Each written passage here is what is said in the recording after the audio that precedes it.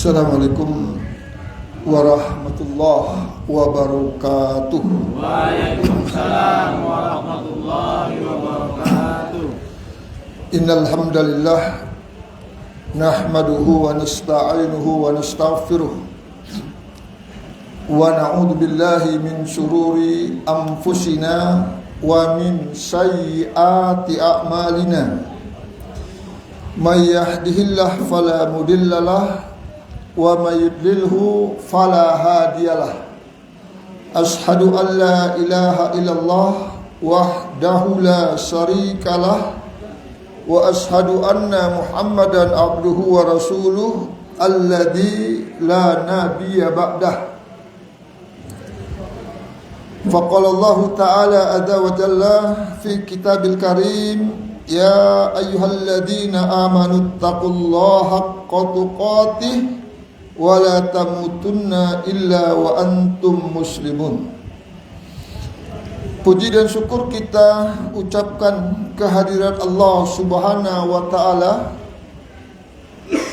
yang masih memberikan kita kenikmatan untuk beribadah, menyembah Allah Subhanahu wa taala, beribadah di atas sunnahnya, mengikuti ajaran Rasulnya, juga diberi kenikmatan untuk meninggalkan semua perbuatan-perbuatan haram, perbuatan yang membuat kita susah di dunia, perbuatan yang membuat kita menjadi orang yang celaka di akhirat.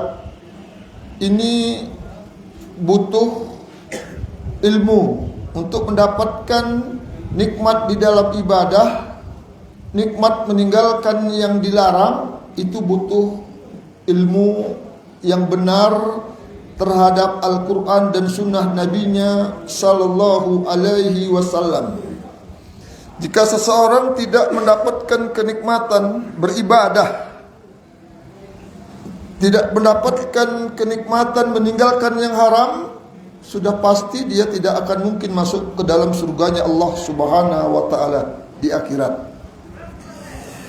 Jadi kita agar mendapatkan kenikmatan itu kita butuh ilmu, butuh perjuangan di dunia ini untuk mengisi kepala kita, menundukkan anggota tubuh kita dengan sunnah Nabi-Nya Sallallahu Alaihi Wasallam. Karena setan, iblis berusaha kerja keras tanpa putus asa, tanpa pernah mengenal capek, jera, bagaimana manusia itu agar keluar dari sunnahnya Nabi, agar manusia itu tidak mengikuti contoh yang diajarkan Nabi. Ini yang diinginkan oleh iblis, kita menyelisihi yang dilakukan oleh Nabi kita Sallallahu Alaihi Wasallam. Sebelum kita menyimpang, sebelum kita menyelisih sunnah Nabi, sampai akhir hayat kita setan itu tetap mengikuti kita, tetap berusaha sampai nyawa kita di tenggorokan. Ini pekerjaan yang paling berat bagi manusia untuk mempertahankan sunnah Nabi. Kalau dia tidak punya ilmu yang benar tentang sunnah, tentang Islam, pasti dia tidak punya amal yang benar. Karena ilmu yang benar melahirkan amalan yang benar, ilmu yang benar melahirkan keyakinan yang benar, ilmu yang benar melahirkan perbuatan yang benar. Jadi ilmunya dulu dibenarkan. Makanya orang-orang kafir berusaha menyimpangkan ilmu kaum muslimin. Disimpangkan ilmunya supaya keyakinannya menyimpang, disimpangkan ilmunya supaya amalnya menyimpang. Jadi kalau sudah menyimpang, semua perbuatannya itu tidak diridhoi oleh Allah. Sampai kita menyimpang, sampai kita nikmat melakukan penyimpangan, nah itu yang disenangi oleh iblis. Makanya kita minta kepada Allah supaya kita nikmat untuk menuntut ilmu Al-Quran dan Sunnah ini. Minta diberikan kenikmatan anggota tubuh kita ini untuk taat kepada Allah Subhanahu wa ta'ala. Minta kepada Allah kita diberi kenikmatan meninggalkan yang haram. Jadi orang-orang yang beriman itu tidak susah meninggalkan perbuatan yang haram, perbuatan yang mungkar, perbuatan yang diridhoi oleh setan, enggak berat untuk meninggalkannya. Karena Allah Subhanahu wa ta'ala telah berikan kekuatan, berikan kenikmatan di tubuhnya. Jemaah yang dimuliakan Allah Subhanahu wa ta'ala, pada pertemuan kita kali ini kita akan membahas sunnah-sunnah kecil yang membuat setan menjauh. Sebenarnya tidak ada sunnah yang kecil, tidak ada sunnah yang besar. Semua sunnah itu besar dalam kehidupan seorang muslim. Akan tapi sunnah ini biasanya ditinggalkan kaum muslimin, sehingga kita buat judulnya sunnah kecil, karena diremehkan. Karena diremehkan, setan mendekat. Kalau setan mendekat, mempengaruhi saraf kita, mempengaruhi semangat kita, mempengaruhi keinginan kita, pemikiran kita, semua panca indera kita itu dipengaruhi oleh setan karena tinggalkan sunnah-sunnah yang kecil itu. Jadi maksiat itu dinikmatin. Nah ini dia, karena setan sudah masuk ke tubuh kita. Maka ini kita terangkan, kita bentengi, karena sunnah itu membentengi kehidupan seorang muslim dari seluruh perbuatan-perbuatan yang haram. Sunnah itu menutup pintu-pintu iblis masuk ke tubuh manusia. Kalau manusia itu senang dengan sunnah, iblis nggak akan punya jalan untuk menyesatkan manusia. Orang-orang yang menyimpang, yang malas ibadah, yang menikmati kemaksiatan itu karena tidak mempelajari sunnah, karena tidak nikmat dengan sunnah Nabi-Nya Sallallahu Alaihi Wasallam. Karena sunnah itu harisu ala hadi ummah. Sunnah ini menjaga umat ini, menjaga di dunia dari kesesatan, dari penyimpangan, dari yang haram, dari dosa, dari maksiat, menjaga di akhirat dari azab Allah. Maka kalau mau selamat tidak ada jalan lain, kita harus ikuti sunnah. Maka para ulama membuat mengikuti sunnah salah satu syarat diterimanya ibadah. Kalau kita tidak mengikuti sunnah, ibadah kita tidak akan naik ke langit. Ghairu maqbul, tidak diterima, mardud, ditolak oleh Allah Subhanahu wa ta'ala. Bukan mendatangkan pahala, tapi mendatangkan dosa. Nah, jadi kita akan terangkan, karena setan ini musuh kita. Allah yang terangkan bahwa setan itu musuh kita. Inna syaitana lakum aduwwum fattakhidu aduwa. Sesungguhnya setan itu musuh bagimu. Fattakhidu aduwa, maka jadikanlah dia sebagai musuh. Surat Fatir ayat yang ke-6. Jadi jangan berkawan sama setan. Setan musuh kita, perbuatannya, keinginannya kita lakukan. Harusnya kita menelisih keinginan musuh kita untuk mengetahui bagaimana perangkap-perangkap setan, perangkap-perangkap iblis. Kita harus belajar Al-Quran, kita harus belajar sunnah, karena dalam Al-Quran dan sunnah diterangkan, didetailkan apa yang diinginkan oleh iblis dan setan. Karena setan itu makhluk gaib yang menerangkan juga dari yang maha gaib, dari zat yang maha gaib, dari Allah. Gak bisa kita terangkan tentang setan dan iblis kecuali kita harus mendapatkan dalil dari Al-Quran dan Sunnah, dari berita-berita gaib dari Allah Subhanahu wa ta'ala. Nah, ini dia. Bahkan Nabi kita Sallallahu Alaihi Wasallam menjelaskan, Inna syaitana yajri min ibni adama majradam. Sesungguhnya setan berjalan pada diri manusia seperti aliran darah dia masuk ke tubuh, masuk ke darah. Bayangkan itu coba. Masuk ke darah. Ini darah kita ini dimasuki setan. Kalau dia masuk ke mata, bersemayam, berdiam dia di mata, maka matanya ini pertama suka dengan yang haram. Ayah dia kendalikan. Kalau dia bersemayam terus, senang dia menggunakan mata kita, jadilah dia indigo. Jadi orang indigo itu dipastikan ada setan di saraf matanya. Maka dia nampaklah, karena dia digunakan kayak dia dipakai itu apa nama CCTV. Setan itu yang gunakan. Jadi nampak dia kawannya setan. Kalau setan itu masuk di telinga, maka dengarlah dia suara-suara gaib.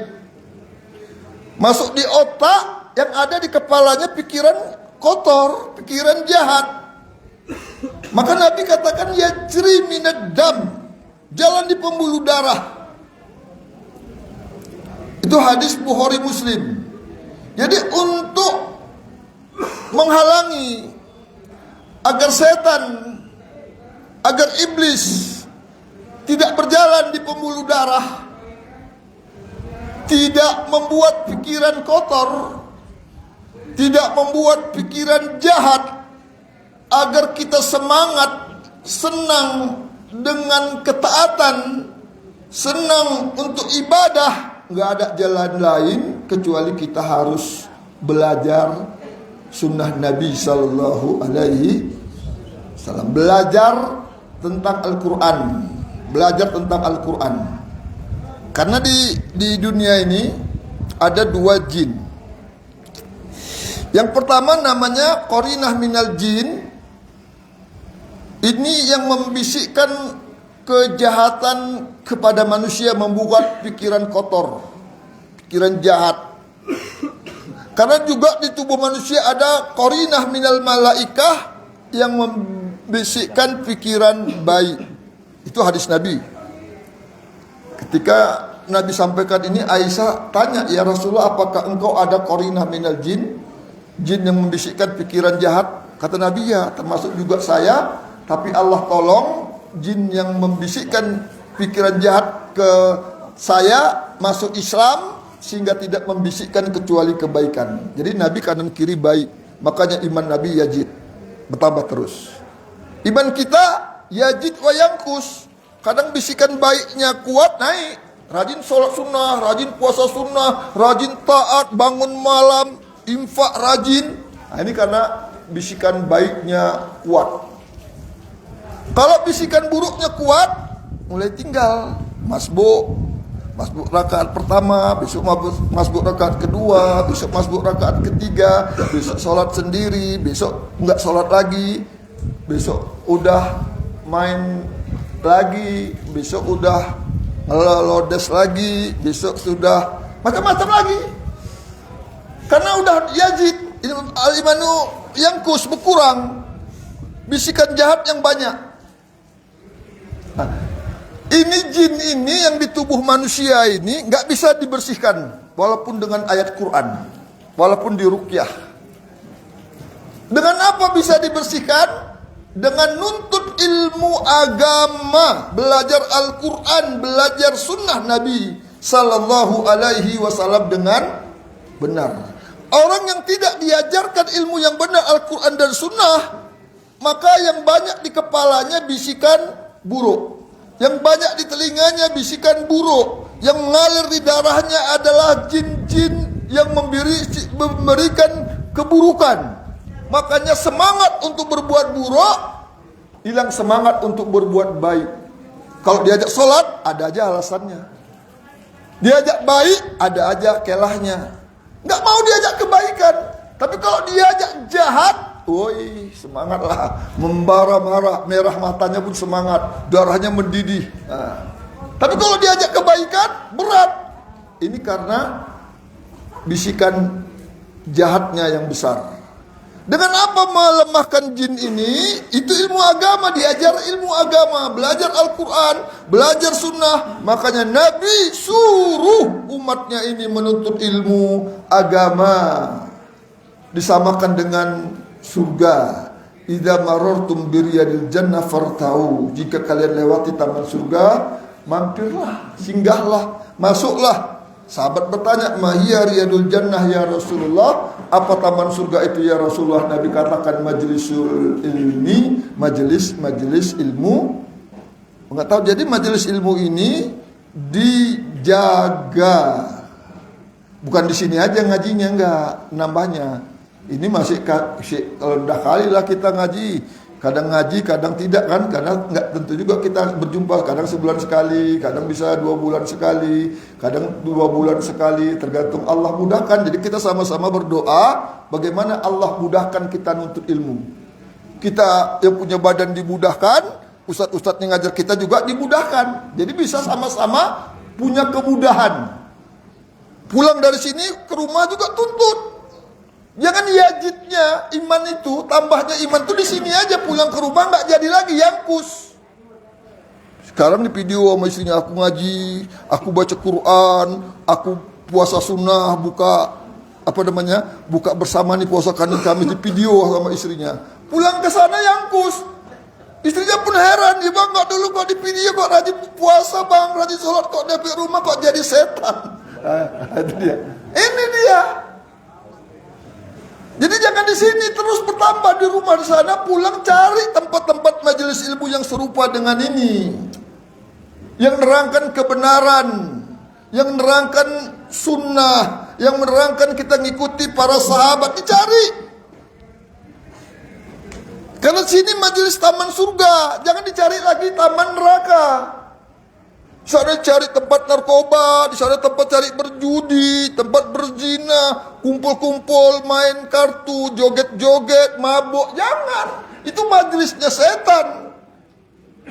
Nah, itu jangan cari. Itu minta sama Allah. Karena Nabi juga minta, Allahumma anfa'ni bima alamtani. Ya Allah, beri manfaat kepadaku. Bima alamtani, apa-apa yang kau ajarkan kepadaku. Wa alimni ma yanfa'uni, alimni, beri aku ilmu ya Allah, tambah ilmuku ya Allah, ma yanfa'uni, apa-apa yang bermanfaat untuk diriku. Jadi kalau ilmu judi, ilmu mabuk, ilmu menggoda perempuan itu nggak ada manfaatnya.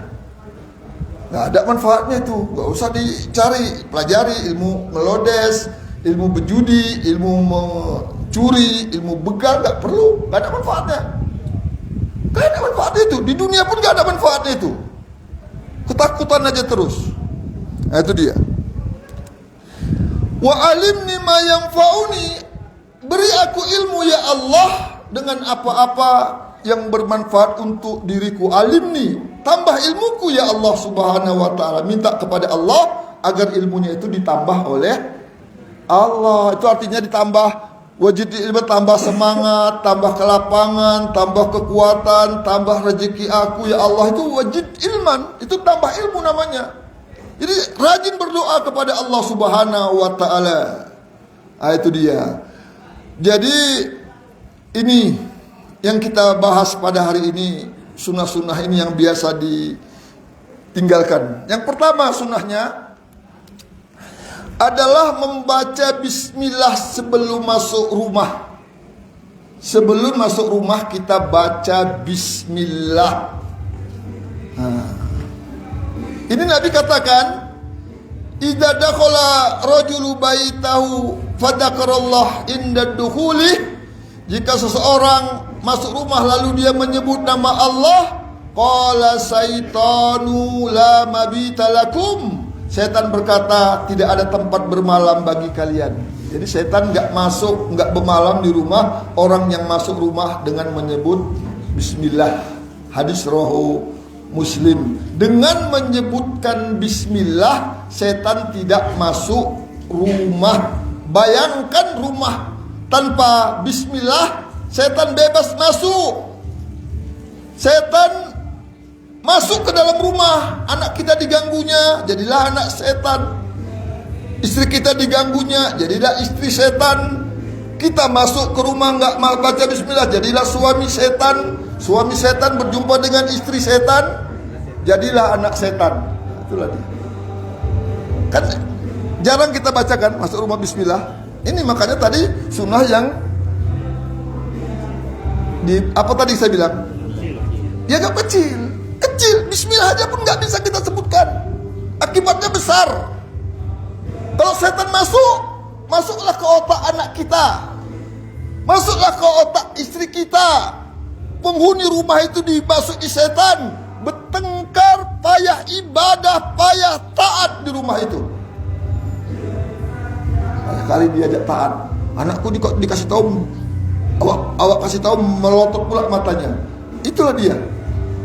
Apalagi pada waktu membuat anak gak disebutkan doanya kan.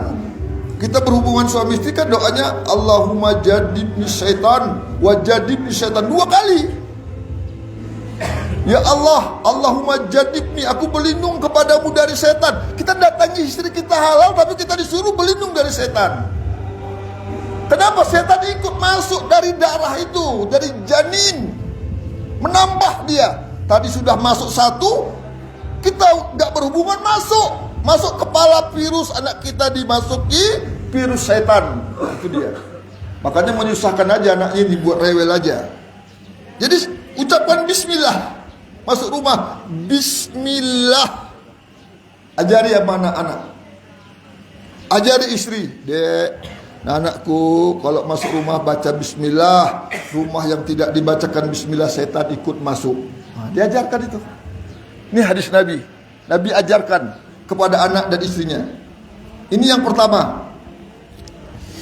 Yang kedua, membaca bismillah sebelum makan.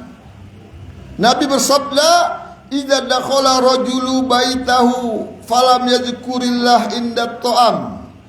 Jika seorang tidak menyebut nama Allah ketika makan, qala syaitanu udraktumul mabita wal asa. Setan berkata, kalian mendapat tempat bermalam dan tempat makan malam ini. Hadis riwayat Muslim. Jadi setan itu masuk kalau kita makan dengan tanpa bis. Inilah sebabnya orang mudah kena santet, mudah kena sihir, mudah kena guna-guna. Dia makan tidak baca bis. Ada orang sana dengki, cinta ditolak, dukun bertindak. Ya udah, masuklah dia lewat makanan. Karena dia tidak sebutkan bismillah. Bukan bismillahirrahmanirrahim, enggak. Bismillah aja, bismillah. Karena kata Nabi bismillah. Nah itu dia. Sebutkan bismillah, ajari anak ini supaya anak kita enggak dimasuki setan ketika makan. Jadi enggak masuk setan ke peredaran darah, nggak masuk ke otak, nggak masuk ke mata, nggak masuk ke telinga, nggak masuk ke hati, anggota tubuhnya tidak ada dihinggapi setan. Jadi kalau tidak pakai bismillah, masuk. Berapa banyak dia makan, berapa banyak setan yang masuk. Makanya anak kita mudah marah, mudah tak dengar, mudah nggak mau dinasihati. Jadi bismillah itu mengusir setan dari makan. Bismillah itu mengusir setan untuk masuk ke rumah. Itu yang kedua. Ini nggak bisa panjang-panjang ya diterangkan ya, diingat aja. Nah, yang kedua, inilah kayak bilang kalau kuliah luar biasa. Kan kita ini kuliah luar biasa. Kalau kuliah biasa, biasanya anak mahasiswanya nulis, bawa buku, bawa pulpen, itu namanya sekolah biasa di kampus-kampus. Kalau kuliah luar biasa, anak muridnya, mahasiswanya nggak nulis. Nah, inilah kayak kita ini kuliah luar biasa. Kalau kuliah biasa ditanya muridnya tahu. Kalau kuliah luar biasa, muridnya besok ditanya nggak tahu lagi. Itu dia. Nah, seperti itu. Ini kita termasuk luar biasa ya kan? Nggak apa-apa, tapi dengar ya, ingat-ingat ya. Yang bapak ini dapat nomor 1, bapak ini nomor 2, bapak ini nomor 3 dikumpulkan nanti, dikumpulkan. Yang ketiga, membaca doa ketika masuk toilet. Allahumma inni a'udzubika minal khubthi wal khaba'ith. Nabi bersabda, tempat-tempat kotor adalah tempat tinggal setan. Hadis riwayat Abu Daud. Ibnu Hajar berkata, Karena itu Nabi mengajarkan berlindung dari setan sebelum masuk tempat-tempat yang kotor. Jadi disuruh. Nah ini dia, ini sebab-sebabnya orang kena santet itu juga nggak masuk toilet pakai baca doa. Jadi mudah. Jadi kalau kita ikuti sunnah, kita terjaga dari setan. Nggak mudah orang santet kita, nggak mudah pikiran kotor masuk ke tubuh kita. Karena terlindung, kita lindungin. Karena kalau dia pakai bismillah ketika makan, dia bismillah masuk ke rumah, ketika masuk WC enggak. Disitulah masuk jin itu, merusak tubuh kita. Nah, itu dia. Yang keempat, jadi diajarin ini sama anak-anak ya. Anak-anaknya diajari kalau mau jadi bagus. Yang keempat, menutup pintu saat malam hari. Nabi mengatakan, ihlikul abwaba wadzukurullah. Tutuplah pintu dan sebutlah nama Allah. Fa inna syaitana la yaftahu baban mughlaq. Setan tidak bisa membuka pintu yang ditutup dengan bismillah. Nah, jadi suruh tutup. Jadi bejana makanan, ini kalau kita mau nutup gulai, susu, kopi, apa makanan kita tutup dengan ucapan bis. Nah, kata-kata Rasulullah mengatakan tutuplah pintu dan jendela dan tempat makanan kalian itu dengan bismillah. Tutup mudah, bismillah. Jadi kalau nggak ditutup, setan masuk ke situ. Kita makan masuk. Nah ini sunnah yang diajarkan Nabi. Ini nengok-nengok jam aja sampai jam berapa kita di sini? 12:15. Hah? 12:15. Iya. Gak tahu saya kok tengok banyak kali yang nengok jam. Jadi awak yang jadi penasaran. Ya, nggak apa-apa ya. Nggak apa-apa. Iya, nggak apa-apa. Sampai jam 12:15. Oh, 12 kurang 15 ya nggak apa-apa. Ya Allah, biar tahu. 12 kurang 15 nggak apa-apa. Nggak apa-apa, nggak apa-apa. Insyaallah. Biasanya jam 12:10 udah apel. Kan 12:15 kita berhenti kan dapat. Ya, nggak apa-apa. Nanti kalau lewat-lewat dikasih tahu aja. Jadi rumah kita ditutup, masuk dengan bismillah. Yang kelima, ingat ya? Ingat. Apa yang pertama? Kedua. Ketiga. Keempat. Ya. Kelima, membaca ayat kursi sebelum tidur. Mangqara ayatul kursi qoblal naum. Nabi mengatakan, barang siapa membaca ayat kursi sebelum tidur, lam yazal alaihi minallahi hafizu. Allah akan mengirim penjaga, wala yakrabuhu syaitanu hatta yusbih. Setan tidak mendekatinya sampai pagi. Hadis riwayat Bukhari. Jadi mau tidur tuh baca ke ayat kursi. Jadi badan kita itu nanti kalau mau sholat malam, mau sholat subuh mudah, semangat, nggak ada malas, nggak ada lesu, nggak ada capek, ringan untuk sholat ibadah. Praktekkan ini, praktekkan. Tapi kalau tidak, udah dengar azan, belum komat kok, belum komat ketidur, ya kok jam 7. Itu karena tidak baca, setan masuk. Karena ketika kita mau tidur, setan datangi tengkuk kita ini, kata Rasulullah, ini hadis. Dia baca 3 mantra. Dibacanya mantra di sini. Kalau kita bangun, maka kita berwudu. Lepas 1 mantra, kita sholat malam, lepas lagi mantra itu. Maka untuk menghilangkan mantranya setan tadi, kita jaga supaya dia tidak tidur, tidak Ada mantra setan dengan membaca ayat kursi, sehingga kata Nabi kalau nanti dia tidak bangun, dia dikencingi setan. Setan kencing di kepalanya. Coba bayangkan setan kencing di kepala kita. Itu akibatnya kita jadi malas ibadah.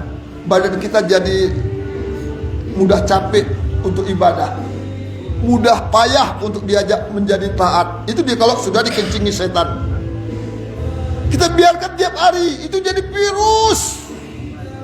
Jadi kita jadi malas ibadah, jadi malas datang ke masjid, malas ke pengajian, malas lihat Quran, malas melihat sunnah Nabi Sallallahu Alaihi, karena dikencingi setan. Coba istri kita kencing di kepala kita, kita apain? Kalau sempat kepala kita dikencingi istri kita sepak mungkin istri kita. Ini setan kencing dibiarin. Nah itu dia. Yang keberapa tadi itu? Yang kelima. Jadi mau tidur, baca ayat kursi. Anak-anak ini diajarilah ayat kursi itu. Jangan nggak hafal. Diajari supaya ada bentengnya, tameng. Ini kita membangun tameng gaib. Mau tameng gaib. Yang keenam, membaca surat Al-Baqarah. Nabi bersabda, inna syaitana yanfiru minal baiti alladhi tuqra'u fihi suratul Baqarah. Setan lari dari rumah yang dibacakan surat Al-Baqarah. Hadis riwayat Muslim. Jadi Imam Ibn Taimiyah berkata, rumah yang banyak zikir adalah rumah yang dijauhi setan. Salah satu zikir itu membaca Al-Quran, terutama surat Al-Baqarah. Jangan ditinggalkan di rumah supaya setan itu menjauh dari rumah yang dibacakan surat Al-Baqarah. Jadi seringkan dibaca surat Al-Baqarah di rumah. Nah, jangan ini untuk menjauhkan setan dari rumah kita. Biasakan di rumah itu suruh baca surat Al-Baqarah. Yang ketujuh, mengucapkan salam ketika masuk rumah. Allah berfirman dalam Al-Quran, fa idza dakhaltum buyutan fassalamu alai anfusikum. Jika kalian masuk rumah, maka ucapkan salam. Surat An-Nur ayat 61. Ibnu Katsir berkata, salam membawa berkah dan mengusir setan. Jadi assalamualaikum itu mengusir setan, membawa berkah dan mengusir setan. Orang yang diberkahi akan jauh dari setan. Assalamualaikum apa artinya? Keselamatan untukmu. Selamat itu, orang selamat itu selamat dari dosa. Untuk selamat dari dosa, setan nggak masuk. Kalau orang tidak selamat dari setan, dia ngerjakan dosa. Jadi assalamualaikum, keselamatan atas kamu tuh selamat dari godaan setan. Kalau kita digoda setan, nggak selamat. Untuk selamat masuk surga, di dunia harus bisa dia melawan setan, karena setan itu musuhnya yang nyata. Nah, itu dia. Assalamualaikum warahmatullah, dan rahmat Allah wabarakatuh. Nah, ini dia. Rahmah dan berkah.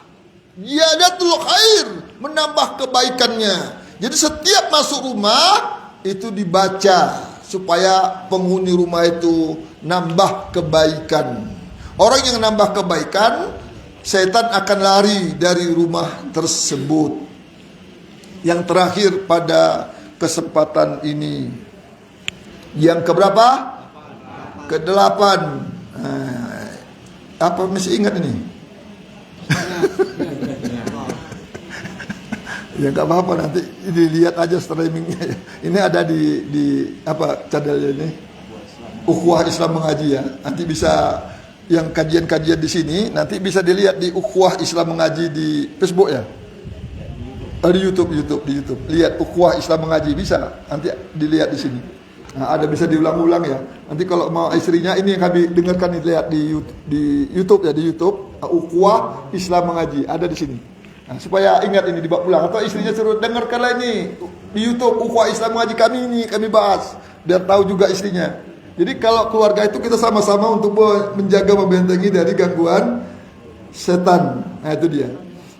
Yang kedelapan ya, membaca zikir pagi dan petang. Membaca zikir pagi dan petang. Nabi sallallahu alaihi wasallam bersabda, "Man qala bismillahi alladzi la yaduru ma'asmihi syai'un." Barang siapa membaca yang tadi itu zikir pagi dan petang itu salasa maratin lam yusibuhu syai'un, tidak akan ditimpa bahaya. Hadis rawahu Abu Daud. Ini termasuk perlindungan dari setan. Jadi setan tidak membahayakan, juga bahaya dunia. Bahaya dunia. Kami berapa kali hampir tabrak orang lah sama istri.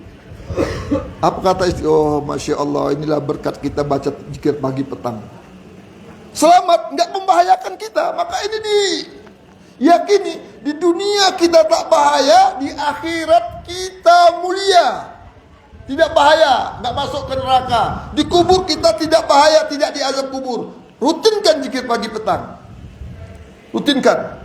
Jaga diri. Itu menjaga di dunia, menjaga di akhirat. Ini sunnah, sepele. Tapi nggak dijaga, akibatnya kita merugi. Nah, ini dia. Jadi jaga. Nah, nanti lihat di Google cari di YouTube zikir pagi, petang, pagi dibaca. Kalau nggak hafal ditulis saja pun atau dicari dibaca aja pagi, dibaca sore. Silakan. Tulis di depan pintu boleh.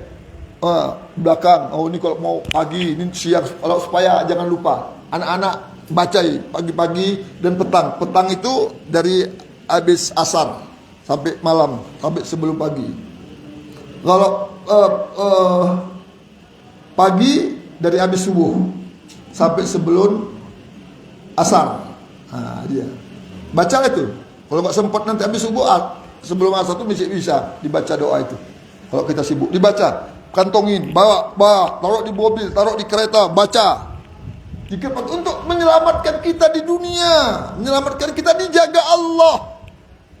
Nggak ada yang menyelamatkan kita dunia akhirat kecuali doa kita. Kalau kita nggak menyelamatkan diri kita, nggak pernah mendoakan selamatan diri kita, nggak bisa mendoakan istri dan anak kita untuk selamat, siapa lagi yang mendoakan? Kita aja punya badan nggak mau menyelamatkan diri kita, siapa lagi yang mau menyelamatkan? Siapa lagi yang mau mendoakan? Kita banyak-banyak doakan diri kita ketika kita masih hidup. Lihat sholat itu kan untuk kita itu.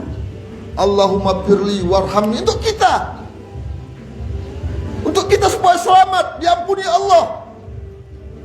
Nah, jadi seperti itu, kita banyak-banyak minta menjaga diri kita. Ini dulu yang dapat kita sampaikan. Kalau ada yang ingin bertanya, dapat dipertanyakan. Coba. Apa contoh zikir pagi sama petang? Zikir pagi dan petang itu udah ditentukan Nabi. Ada nanti bukunya, zikir pagi petang ada. Nanti cari di YouTube juga zikir pagi ada, zikir petang ada, keluar. Jadi dia udah ditentukan Nabi, setiap petang baca ini, subuh baca ini. Kalau nanti mungkin ada dimudahkan Allah, kita akan fotokopikan, bolehlah. Pertemuan ke depan kita kasih selembar-selembar, taruh di pintu, bolehlah taruh di pintu. Kalau pagi baca ini, kalau siang baca ini. Lama-lama kalau setahun, apalah itu. Hafal setahun nggak dihafal pun hafal itu. Kayak kita rajin sholat berjemaah, anak kita aja umur kecil dengar imam tiap hari baca Fatihah, dia hafal sendiri. Nah, itu dia gitu, seperti itu. Nah, jadi itu dicari. Ada udah ditetapkan Nabi zikir pagi yang harus dibaca, petang harus ini bacanya. Nah, itu dia seperti itu. Ya. Yang tadi yang kita bacakan tadi itu bagian dari zikir pagi petang. Yang kata Nabi, "Man qala bismillahi alladzi la yadurru ma asmihi syai'un fil ardi wala fis sama' wa huwas sami'un alim." Itu di antara contoh zikir pagi petang. Dengan nama Allah yang tidak memberi mudarat, ma'asmihi berserta namanya sesuatu yang di langit dan di bumi. Itu zikir pagi petang, itu contohnya. Nanti kesambungannya banyak yang dibaca Nabi, ada rutinitasnya yang dibaca Nabi, itu dicari aja di YouTube.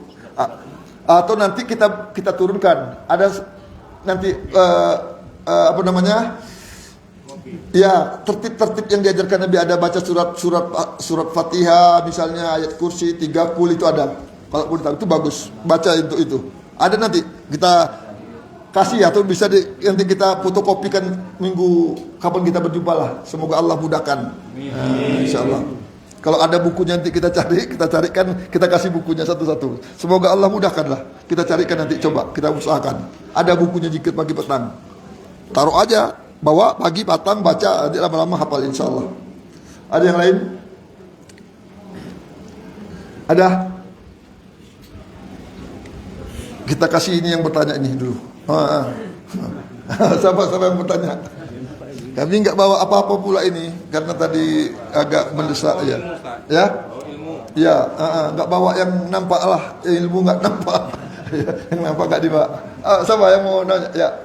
Jadi doa makan itu baca bismillah. Ya. Jadi, kalau kita baca doa makan. Ya, Allahumma barik lana fima rojaktana. Ya, itu nggak ada dicontohkan Nabi. Nggak ada dicontohkan Nabi. Itu tambahan orang-orang belakangan. Nabi nggak pernah baca itu. Jadi kalau kita baca itu nggak ada perlindungan, nggak melindungi diri kita. Jadi yang melindungi kita itu yang telah dicontohkan Nabi, sunnah Nabi. Jadi cukup bismillah. Ya, cukup bismillah. Karena sunnah Nabi itu harisu ala hadhihi ummah. Sunnah Nabi itu penjaga umat ini. Kita terjaga dari penyimpangan, kita terjaga dari jin, kita terjaga dari ajab neraka kalau ikuti sunnah di dunia dan di akhirat. Kita akan terasa nikmat nanti beragama Islam ini kalau kita ikuti sunnah. Terasa nikmatnya Islam. Kalau nggak ikuti sunnah, nggak terasa nikmatnya Islam, nggak terasa nikmatnya. Makanya para sahabat bisa mati demi Islam, korban nyawa, korban harta, pisah dengan istri, nikmat. Nggak mau dia disuruh kembali murtad, walaupun dikasih harta. Kalau kita kan nggak, dikasih mobil Pajero sedikit aja bisa berubah keyakinan kita baling. Dikasih wanita cantik, apalagi itu dia. Nggak dikasih pun kita bayar mau, apalagi dikasih. itu dia. Karena nggak terasa nikmat. Kalau kita nikmat, agama Islam itu mana mau dia? Tengok Sumayyah, tengok Yasir, digeret, ikat tangannya, di 4 unta diikat. Kamu ingkari Muhammad, kalau nggak kami pukul unta ini dengan arah yang berlawanan. Nggak mau dia. Aku lebih cinta Muhammad, aku lebih cinta Islam daripada nyawaku. Coba dipukul, lepas ini, coba. Kita baru kena Pajero, kena Alphard. Dia berubah, kan? Coba bagaimana tawaran lagi yang kepada orang-orang kufar itu untuk menunjukkan Nabi Muhammad. Ali bin Abi Thalib ketika tidur di rumah Rasulullah, disuruh tidur, Rasulullah keluar, kan ditokok-tokok, digedor, dijebol pintu Nabi, ditarik selimut yang ada Ali bin Abi Thalib. Dia apakan mereka ini? Ali ditarik ini, saking marahnya, udah cari ke sana kemari nggak jumpa. Kemana Muhammad? Apa jawaban Ali? Tidak tahu. Tahu dia nggak Nabi Muhammad kemana? Tahu, tapi nggak mau dikasih tahu. Dipukuli, dipijak-pijak, ditunjang, ditanya kemana Muhammad. Dia tetap nggak mau ngasih tahu. Coba hari ini kita tanya. Dikasih uang, kasih mobil, udah kali luntur.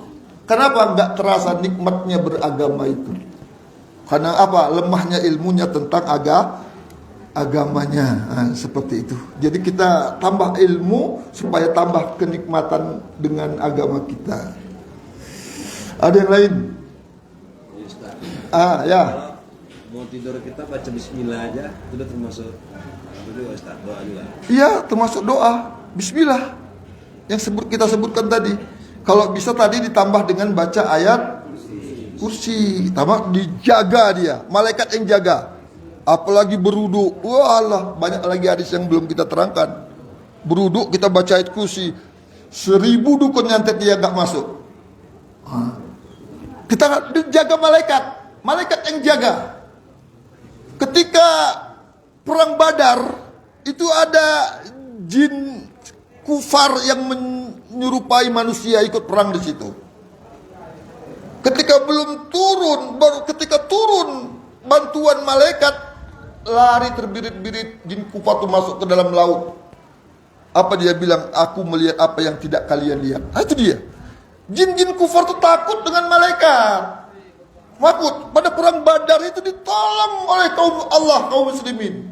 Karena nampak dalam hadis-hadis itu parangnya kaum muslimin masih gini, kepala orang kafir sudah putus.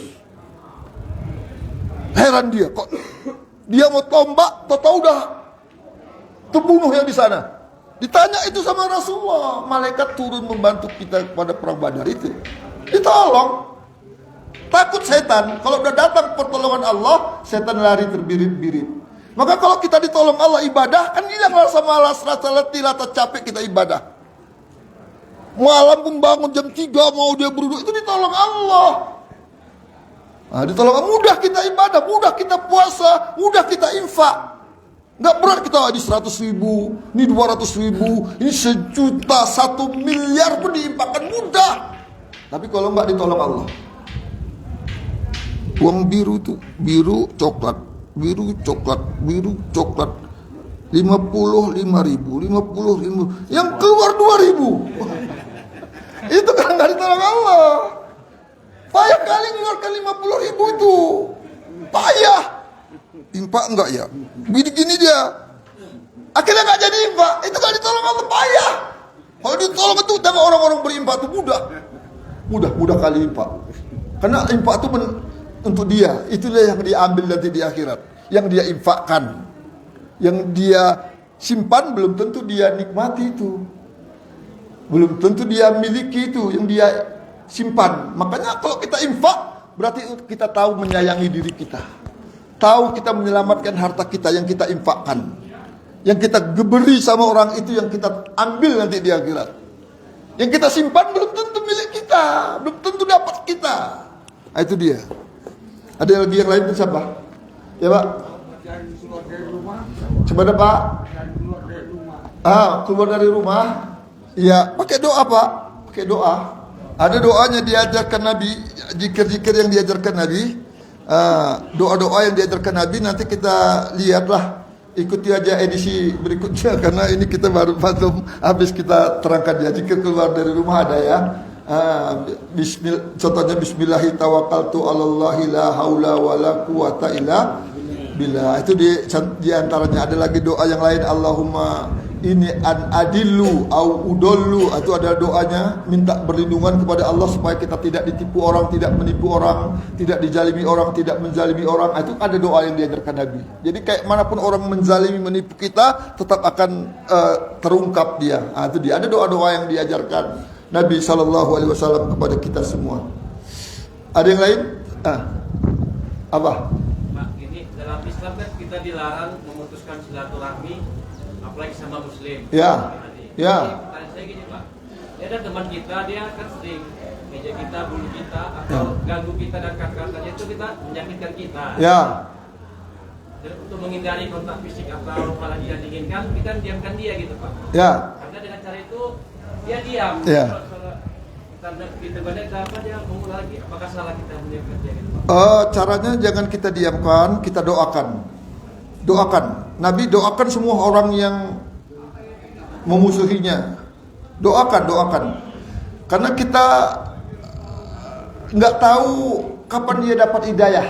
Kita doakan hari ini, bukan hari ini dia dapat hidayah. Bisa kita sudah mati baru dia dapat hidayah. Banyak yang seperti itu. Kita sudah mati, doa kita tuh masuk ke hati dia. Dia dapat hidayah setelah mati kita. Pahalanya nanti dia baik, dapat kita dikubur. Kita pun berkata kepada Allah, dari mana pahala sebanyak ini aku gak pernah buat. Itu udah dari orang yang kamu doakan. Dia dapat hidayah setelah kamu mati. Jadi para ulama begitu. Lihat Imam Bukhari, sejarah Imam Bukhari. Berapa orang yang nyolatkan dia ketika dia wafat? Lihat sejarahnya. Gak ada yang nyolatkan dia. Terkunci, dikejar-kejar. Tapi hari ini coba berapa banyak orang dapat memanfaatkan hadis yang dia kumpulkan. Hampir seluruh dunia orang pakai hadisnya. Nah, seperti itu. Jadi orang yang memutuskan ukhuwah Islamiyah kepada kita, jangan kita putuskan karena dia masih muslim. Doakan. Oh, bagaimana caranya lagi? Caranya doakan, berikan dia hadiah. Hadiah. Kasih uang. Jumpanya kasih 10.000. Maulah dia tuh. Jangan usah dikomentarin.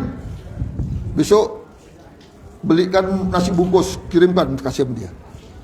Kasih nasi bungkus, senang. Gak usah dibilang-bilang dari kita, pokoknya dari hamba Allah. Doakan ya Allah, semoga dengan makan nasi bungkus yang kuberikan ini hatinya menjadi lunak ya Allah untuk taat kepadamu. Kasih buku, kirimkan buku. Silakan, dapat dia manfaat dari yang kita berikan, kita dapat pahalanya. Jadi jangan dibalas keburukan dengan keburukan, walaupun dia kufar, walaupun dia orang kufar. Kita doakan Nabi Musa disuruh berlaku lembut dengan Fir'aun. Wakul, apa suratnya itu? Berkatalah dengan Fir'aun dengan lembut. Disuruh Nabi Musa berkata dengan lembut, padahal Fir'aun sudah melampaui batas. Nah, seperti itu. Jadi diusahakan dijaga adab-adab Islam sesuai dengan sunnah Nabi kemanapun kita berada, dengan kepada siapapun kita harus bermuamalah. Yang terakhir, ya Pak. Assalamualaikum warahmatullahi wabarakatuh. Waalaikumsalam warahmatullahi wabarakatuh. Saya mau tanya tentang sholat, Ustaz. Ya. Apakah sholat tanpa tumanina itu sah, Ustaz? Enggak sah. Sholat harus pakai tumak ninah. Ya, harus dipelajari ilmu tentang sholat. Enggak boleh sholat terburu. Karena Nabi katakan seburuk-buruk pencuri adalah orang yang mencuri dalam sholat. Sahabat heran. Kalau orang mencuri enggak sholat, tahulah kayak mana caranya. Bagaimana ya Rasulullah orang mencuri dalam sholat? Itu tidak disempurnakan rukun-rukunnya. Jadi orang mencuri itu ada 3 rukun-rukun sholat itu kan tumaknina, rukuknya, sujudnya, bacaannya itu nggak disempurnakannya, mau cepat aja. Itu pencuri namanya, pencuri yang paling buruk. Mencuri di luar buruk, mencuri dalam sholat lebih buruk. Nah, mau cepat aja, alhamdulillah nggak tentu dia udah rukuk, aku belum katanya. Dia rukuk pun nggak ingat sendiri. Dia yang rukuk dia nggak ingat. Udah baca Fatihah aku belum. Nah, jadi untuk sholat itu harus lebih serius belajarnya. Kita belajar yang lain serius, tapi belajar sholat lebih serius, karena itu penentu keselamatan kita di akhirat. Karena Nabi mengatakan awal yuhasabu yaumal qiyamah min abdi as-sholah. Amalan yang pertama kali diperiksa Allah di hari kiamat dari seorang hamba adalah sholat. Faqad aflaha, faqad anjah. Kalau sholatnya baik, dia akan bahagia. Maka semua amal yang lain itu dimudah, kira baik lah, bagus lah semua. Tapi kalau sholatnya rusak, faqad khoba, celaka dan sengsara. Dicari pahala sholat sunatnya untuk nutupi, bisa nggak cukup. Dicari yang lain nggak cukup, celaka. Maka yang pertama kali diperiksa di akhirat itu sholat. Maka sholat itu harus bagus-bagus, dibaguskan ilmunya, dicari sunnahnya, di bagaimana diajarkan Nabi. Maka Nabi katakan shollu kama ra'aitumuni usolli, sholatlah kamu sebagaimana kalian lihat aku sholat. Lihat ro'a, itu lihat dengan mata. Oh, gak bisa aku lihat dengan mata, Nabi udah wafat. Lihat hadisnya, lihat, oh begini tangan Nabi, lihat begini rukuk Nabi, begini bacaan. Lihat dalam hadis. Sekarang ini sudah ada di aplikasi gratis, udah ada berapa 700 lebih buku gratis. Kalau ada nanti bisa saya kirimkan. Nah, saya kirimkan ada pakai aplikasi. Buku-buku tafsir Ibnu Abbas, tafsir yang lain, buku pedoman ada ratusan buku gratis bisa dibaca. Udah mudah sekarang. Gak usah bayar-bayar, kita kirim. Karena saya dapatkannya bayar. Ya, saya dapatkannya bayar. Saya tengok situ nggak ada larangannya untuk dikirim. Saya kirim ke grup-grup. Baca. Sambil duduk-duduk baca buku di sini. Udah satu gini udah puluhan tafsir besar-besar, terjemahan. Ibnu Katsir, Ibnu Abbas tafsirnya nggak pernah kita baca karena Ibnu Abbas itu dia yang ahli tafsir di zaman sahabat. Nggak ada yang melebihi Ibnu Abbas yang tahu tentang tafsir Al-Quran karena dia didoakan Nabi. Ya Allah, pahamkanlah dia tentang tafsir. Didoakan Nabi, tangan Nabi megang dada Ibnu Abbas. Maka para sahabat kalau tanya tafsir, tanya ke Ibnu Abbas, ada bukunya sekarang di sini. Tapi janganlah ditengok dengan yang buruk-buruk. Itulah kadang-kadang kita tuh setannya. Sponsor diginikan pula. Diginikan sekali 10 yang datang. Nah, jadi demikian, udah habis lewat 1 menit ya. Kepada Allah kita mohon ampun. Semoga apa yang kita sampaikan menjadi ilmu yang bermanfaat, dapat menyelamatkan kita di dunia dari segala macam dosa, maksiat, perbuatan-perbuatan yang dimurkai Allah, dan dapat